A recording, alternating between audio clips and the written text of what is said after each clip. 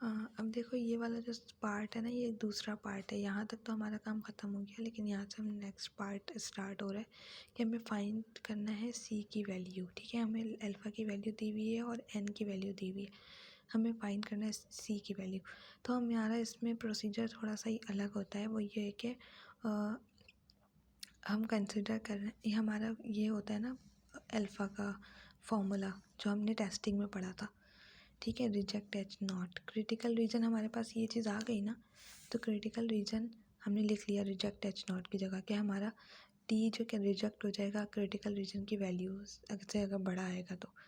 ठीक है, तो हम इसमें प्रोसीजर क्या होता है कि जो चीज़ हम यहाँ पर लेते हैं ना, हम इसको लेफ़्ट साइड और राइट साइड दोनों तरफ ऐड करवा के करते हैं। ठीक है, तो ये मैंने खुद इस टॉपिक में पहली बार पढ़ा है, तो मुझे इतना खुद भी आइडिया नहीं, क्योंकि सर ने नहीं पढ़ाया है ये। सर ने यहाँ तक पढ़ाया था, सर ने कहा था आगे आप लोग खुद पढ़ें। ठीक है, तो इसमें ये क्या है कि यहाँ पर हमने यहाँ पर एक पर लेस क्या कहते हैं प्लस सी लिया, और यहाँ पर एक बार माइनस सी लिया, और साइन एक बार ग्रेटर का लेंगे और एक बार लेस का लेंगे। ठीक है, इन दोनों को ऐड करवाएंगे आपस में, क्योंकि हम यहाँ पर एक फिगर सर ने बना दिया है कि देखो एक यहाँ पर माइनस सी है, यहाँ पर प्लस सी है, और बीच में हमारे पास वन माइनस अल्फ़ा होता है। और यहाँ पर दोनों तरफ हाफ प्रोबेबिलिटी दी हुई होती है, minus half minus alpha by to, और इधर भी alpha minus alpha by to. यहाँ पे माइनस पता नहीं क्यों नहीं लगाया, लेकिन यहाँ पे माइनस वैसे लगता है।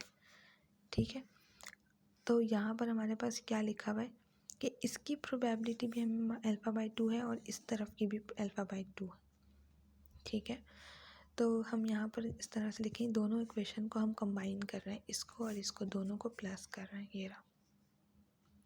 ये इन दोनों को प्लस करेंगे तो हमारे पास क्या हो जाएगा, 2p। अच्छा नहीं, यहाँ पर माइनस साइन है, तो इस माइनस साइन को हम हटा रहे हैं। तो जब माइनस साइन को हम हटा रहे हैं, क्योंकि हमें कंबाइन करना है दोनों को, क्योंकि हमें एक सी चाहिए, हमारे पास दो सी आ रहे हैं, इस तरह करेंगे तो दो सी होंगे, हमें तो एक सी की वैल्यू चाहिए। तो हम क्या करेंगे, साइन को हटाएंगे, साइन को हटाएंगे तो साइन क्या हो जाएगा, चेंज। साइन को हटाते हैं तो हमेशा साइन चेंज हो जाता है ना, जो भी साइन होता है उसका अल्टा हो जाता है।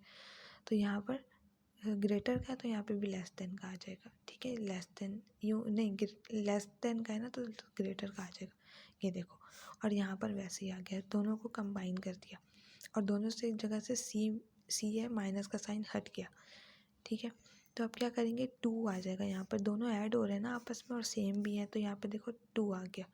अब हम क्या करेंगे, और अल्फ़ा बाई 2 लेंगे, क्योंकि हम अल्फ़ा बाई 2 क्योंकि 2 आप यहाँ पर मल्टीप्लाई हो रहा था, उधर जाके डिवाइड में चला गया। ये रहा, यहाँ पे मल्टीप्लाई में था ना, इस तरफ आके डिवाइड में आ गया, हमारे पास ये चीज़ आ गई। प्रोबेबिलिटी चाहिए, टी टेबल से लेंगे, टी टेबल से लें या जेड टेबल से लें, तो हम वन माइनस करवाएंगे। तो वन माइनस किया हमने प्रोबेबिलिटी टी का, और जब वन माइनस करवाते हैं तो फिर हमारे पास साइन चेंज होता है। ठीक है, ये चीज़ याद रखना, जब भी वन माइनस कराएंगे साइन चेंज होगा, या फिर साइन को चेंज करते हैं, जैसे यहाँ पे किया, तब भी हमारे पास साइन ये वाला क्या होता है, साइन चेंज होता है। तो यहाँ पर हमने वन माइनस कराया, तो फिर हमारे पास लेस देन की प्रोबेबिलिटी आ गई, क्योंकि टी टेबल और जेड टेबल से हम लेस देन की प्रोबेबिलिटी फाइंड करते हैं। तो ये अब टी टेबल से क्या लेस देन की प्रोबेबिलिटी फाइंड होगी। तो हमने यहाँ पे क्या किया, one minus alpha by to, alpha की वैल्यू हमारे पास 0.05 दी हुई है, तो ये क्या हो जाएगी 0.025, और वन माइनस कराएंगे तो मुझे इतना याद नहीं है क्या होगा, कैलकुलेटर नहीं है मेरे पास। ठीक है, अच्छा यहाँ पर क्या होगा, टी की वैल्यू चाहिए सी, हमारे पास सी की वैल्यू चाहिए, सॉरी। तो हमारे पास one minus alpha by two में करें,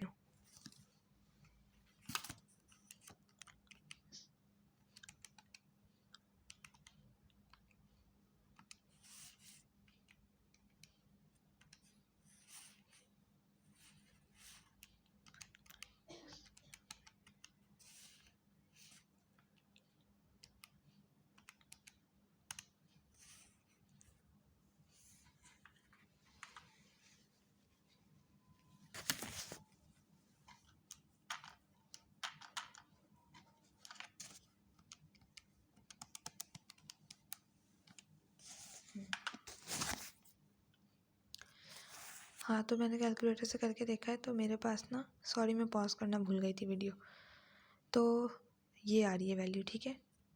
1 माइनस 0.025 करोगे तो ये वाली वैल्यू आएगी। तो जब ये वाली वैल्यू आती है तो पता है ना हम किस तरह से, सॉरी हाँ, और हमारे पास n क्या 6 दिया हुआ है, और t डिस्ट्रीब्यूशन में डिग्री ऑफ फ्रीडम क्या होता है n-1, ठीक है। और n हमारे पास दिया हुआ है 6, तो 6 माइनस 1 यानी कि 5, और अल्फ़ा की वैल्यू हमें क्या दी हुई है 0.025 अल्फ़ा बाई 2 की। तो 0.025 और 5 पे हम जाकर देखेंगे, डिग्री ऑफ फ्रीडम 5 है, तो हम टेबल से देखते रहा, ये रहा हमारा टी टेबल। 0.025 और 5 पे हमें वैल्यू देखनी है, ये आ रही है 2.571। देखते हैं यहाँ पर क्या, ये रही 2.571। तो C किसके इक्वल हो गया 2.571 के।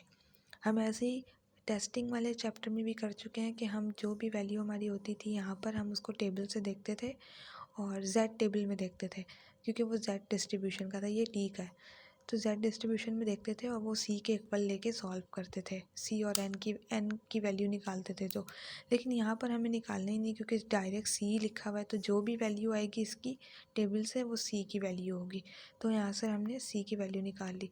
तो इसका ये मतलब है कि हमारे पास ये C की वैल्यू है कि अगर हमारे पास T इससे बड़ा आ जाएगा तो हम रिजेक्ट कर देंगे। ऐसा हमने सिर्फ कमेंट में लिखा है, ठीक है, क्योंकि हमारे पास यही था ना, ये रहा क्रिटिकल रीजन, ये हमारे पास कंडीशन थी कि टी की वैल्यू इस क्रिटिकल रीजन से बड़ी आएगी तो हम रिजेक्ट कर देंगे, ऐसे ही करते हैं।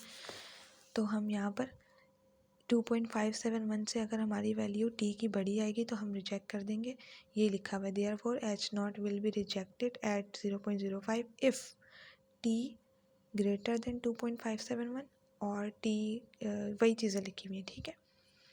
तो ये वाला सवाल तो हमारे पास कंप्लीट हो गया है। अब जो इसका दो सैंपल वाला है ना, वो जो असाइनमेंट में था उसके लास्ट का मुझे नहीं समझ में आ रहा, मैंने बहुत टाइम लगा लिया उस पर। वो पूरा यही प्रोसीजर है उसका, ठीक है, उसका सेम यही वाला प्रोसीजर है, सिर्फ लास्ट का ना मुझे थोड़ा सा समझ नहीं आ रहा है, उसका मैं दिखा देती हूँ साथ साथ। ये देखो, ये वाला सवाल है, सिर्फ हमारे वहाँ पे ना एक पैरामीटर के लिए था ना, यहाँ पे दोनों के लिए काम कर रहे हैं, सेम वही प्रोसीजर है, पूरा काम मेरा ना वो देख के समझ में आ जाएगा, प्रैक्टिस कर लेना, ठीक है। पूरा वही मैंने एक एक चीज़ यहाँ पर लिखी हुई है, ठीक है। बस ये है कि मुझे यहाँ तक इसका प्रोसीजर समझ में आ गया। देखो यहाँ वहाँ पे भी यही कर रहे थे ना, जो हमारे पास वैल्यू आई थी उसको एक बार लैम्डा और एक बार लैम्डा नॉट को लेके कर रहे थे, यहाँ पे भी वही करना है। लेकिन ये आगे का ना बस एक पेज का काम मुझे समझ नहीं आ रहा, थोड़ा सा डायरेक्ट किया हुआ है बुक में, तो मैंने बहुत कोशिश की है समझने की, लेकिन समझ नहीं आ रहा। और अभी मलका लोगों ने भी पढ़ानी है, तो मैं इस वाले को ना, तुम लोग बस यहाँ तक प्रोसीजर पूरा देख लेना, ठीक है। ये पूरा बिल्कुल उसी तरह का है जैसे पहले करवाया, बस थोड़ा लेंथी इसलिए क्योंकि 2 पैरामीटर के लिए, वो एक ही के लिए था, ठीक है। तो यहाँ पर ये वाला काम जो है ना मैं बाद में बता दूँगी लास्ट में, पेपर से पहले तक कोई ना कोई तो पढ़ लेगा तो मैं डिस्कस करके बता दूँगी।